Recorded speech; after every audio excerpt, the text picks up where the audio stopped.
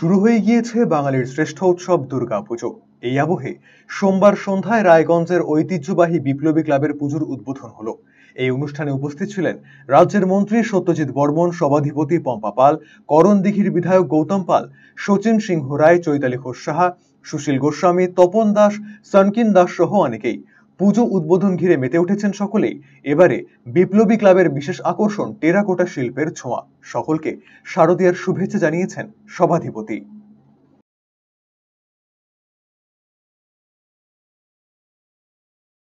সভাধিপতি শ্রীমতী পম্পা পাল মহাশয়া এবং উপত্যকার কাছে অনুরোধ, আপনারা একটু করতালি দিন।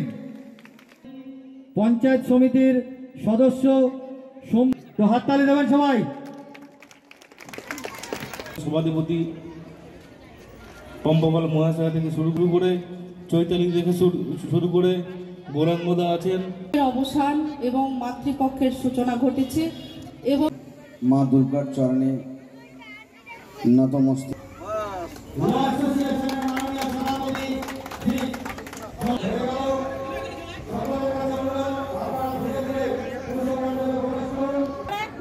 মাথার মধ্যে কি দিচ্ছে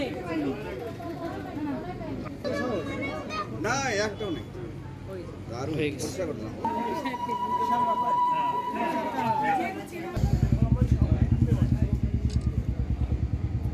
আমরা আজকে এই বিপ্লবী ক্লাবের আমরা শুভ উদ্বোধন করলাম। এবারের থিম হচ্ছে টেরাকোটার হচ্ছে শিল্প এবং বাঁকুড়া জেলা থেকে এই করা হয়েছে, শিল্পীরা এসে করেছে এবং বেসিক্যালি আমাদের মা বোনেরা যারা লক্ষ্মীর ভাণ্ডারের যারা টাকা পাচ্ছেন মা বোনেরা, তারা হ্যান্ডিক্রাফট হস্তশিল্পী দ্বারা নির্মিত করা হয়েছে। প্রত্যেক বছরে বিপ্লবী ক্লাব আমাদের ইটাহার টু চোপড়ার মানুষকে একটা আলাদাভাবে চমক দেওয়ার চেষ্টা করেছে। এবছরও হয়েছে, 56তম বর্ষ পদার্পণ করেছে এই পুজোর।